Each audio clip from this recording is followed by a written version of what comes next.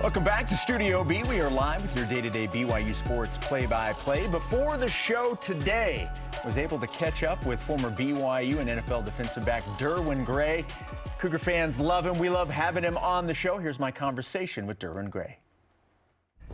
You are a former player, obviously, but you are such a great example and an ambassador for BYU football. Anytime somebody sees you on social media, you're decked out in BYU gear, you are always singing the praises of BYU football and all things BYU.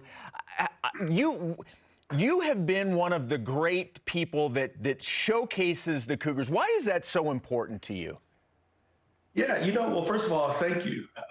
Second of all, I think the older you get, I'm 53 now, and so you have a chance to reflect on life. And I'm grateful that Claude Bassett, a former linebacker coach from BYU, recruited Converse Judson High School, where he recruited me. I'm grateful to play for Lavelle Edwards. And what a lot of people don't know is when Coach Edwards offered me a scholarship in 1989, I hadn't passed my ACT yet. And so I took it 3 times, and on the last one, I scored a 16, which was the minimal score I could get to get into BYU. And so I'm thankful for the Coach Edwards and I'm thankful for Coach Dick Felt and Tom Homo and all my teammates, but I'm thankful for the professors. And so today, I'm a pastor, I'm an author, I have a doctorate in the New Testament, and I go back to thinking about how BYU took a chance on me. And Mike King, who was an associate athletic director, actually officiated my wedding. So a non-LDS guy and his wife get their wedding officiated by an LDS bishop. So for me, I'm just appreciative for the people who have poured into me and helped me to get where I'm at. And so I just want to give that back. For all the reasons that you just mentioned, is it safe to say that you don't take too kindly for all of the outside predictions of BYU football only winning 4 games this year? So one of the things about playing in the NFL and one of the things about understanding modern day football and being a football purist is you don't take things like that offensive. So if you look at, BYU's recruiting ranking the last 5 years has been number 64 on average. In order to win a national championship, you have to recruit more 4 and 5 stars than you do 3 stars.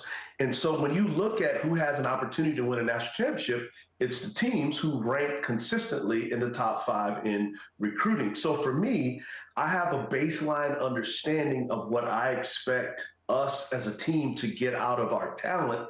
And so based on what we did last year and coming into this year with questions at quarterback, I can see why the outside perspective says we're going to win 4 games. However, I have inside sources and intel that tells me that this team is built different. And the person who told me that I trust immensely. And I think there's just something different about this team that's going to catalyze the chemistry and produce a team that, number 1, is disciplined, and number 2, on defense creates turnovers, and on offense is physical. In the Big 12, we're not going to win shootouts. We're going to have to play old school, ground and pound, nasty, physical football. BYU defensives that were really good, what they did is they had an edge to them.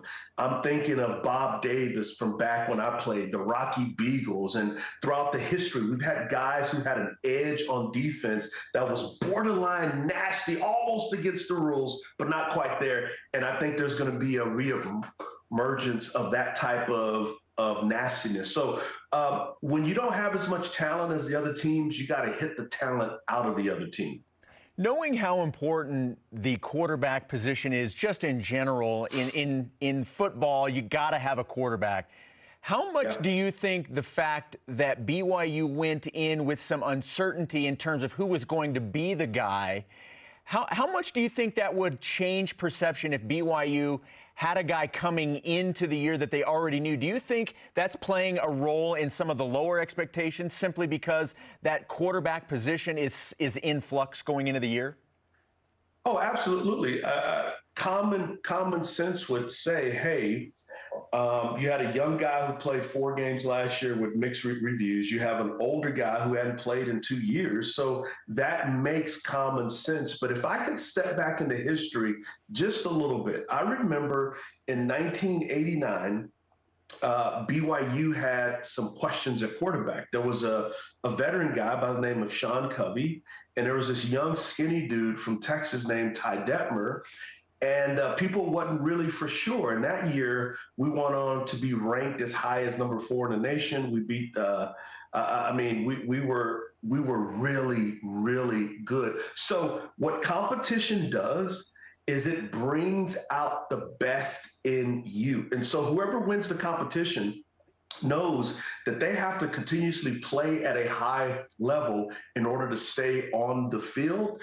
And I think with modern day football, the way it's played, there are things that you can manipulate on offense that may overcome the lack of certain skill sets. And, we're pretty deep at running back. I think our offensive line is going to be retooled. And I think Coach Kalani and A-Rod are going to develop more of an NFL style of offense where it's ground and pound and eat up the clock. The Big 12 is like a track meet. And so what you want to do when you're playing a team that's fast and they score a lot of points, the best defense is a ground and pound offense. This is a situation where going into this year, it's now year 2 in the Big 12. And we've had this conversation with some other guests that have been on the show. If you were in the situation where you were on the team last year and you were going through that experience for the first time, how much more confident would you be having gone through that in a full year and now having an idea of what to expect game in and game out? How much of a factor do you think that can be heading into year 2 in the Big 12? Oh, I think it's a huge factor because whenever you step into a better conference with better teams, what I want the fans to understand is this, is that when you play football, each game is cumulative. And so when you play good team after good team after good team, it's like a boxing match where by the time you get to the 7th round, you've got body shots and those shots have accumulated over time. So I know what Coach Kalani's done in bringing in a new strength staff is they have prepared these young men in the offseason to say, hey, we are in a heavier punching division now.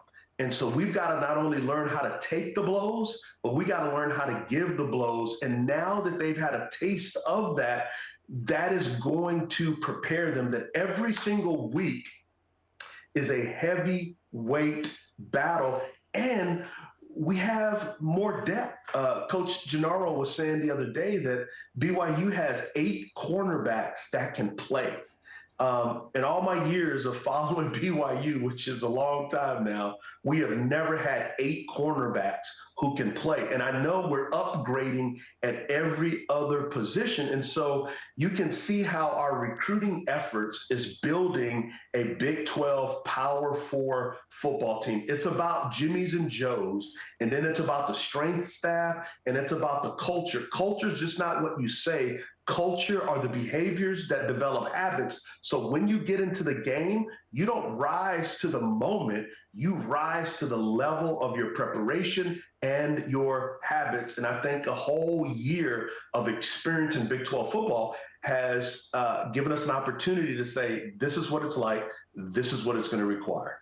Former BYU and NFL defensive back Derwin Gray joining me here on BYU Sports Nation. And I want to go back to something that you just talked about. And I certainly don't want to put you on the spot in terms of like ultra specific if you haven't followed it that closely. But what has been your impression? I know you talk with Coach Guilford, so maybe you have some insight on this. It's obviously a position group that you know well.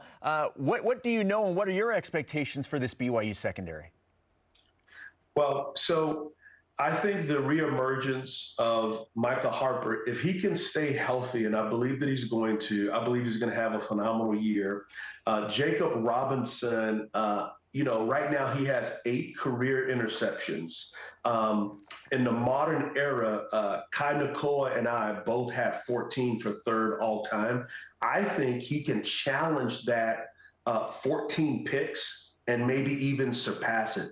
Jacob has the ability to play offense. On defense, he's willing to tackle. I think that a Beatty up front is going to have a breakout year. We brought in some bigger, stronger defensive tackle types. We've got some young, hungry backers. And then we got some young guys fighting for opportunities to play in the secondary. So we have leveled up the talent. And so this is what I'm hoping, is that our defense will be a defense that makes team earn their touchdowns. So don't give up big plays on blown coverages or missed tackles. Secondly, we've got to learn to play offense on defense. What does that mean? It means this: everybody swarm to the ball. When the ball carrier is secured, strip the football.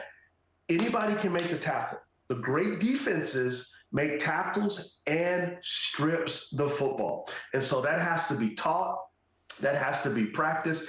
If we can lead the conference in turnovers, and if we can lead the conference being the least penalized team, we're going to win 8 to 9 games, and we're going to beat the team that is north of Provo that wears red. I'm sworn to an allegiance to never even pronounce their names. They're a great team, respect. But if we do those two things, we're going to beat them, and we're going to win 8 to 9 games, maybe even more. But 8 to 9 is what I think we can do with our talent. But we've got to be disciplined. We've got to be determined. And we have to be dedicated at levels to say, if you beat me, it's not going to be because I beat myself. Look, I don't know how everybody else feels, but I'm feeling pretty good about the season now. Forget all these expectations of 4.2 wins. We need to have, honestly, we need to have you on every day, because you lift everybody's spirits up, and that's why we love it. And by the way, me asking you about whether you know specifics about it, of course you know specifics about it. Look at you, you're decked out in BYU stuff. You've got a blue backlight in the background. Of course you know the secondary for BYU football.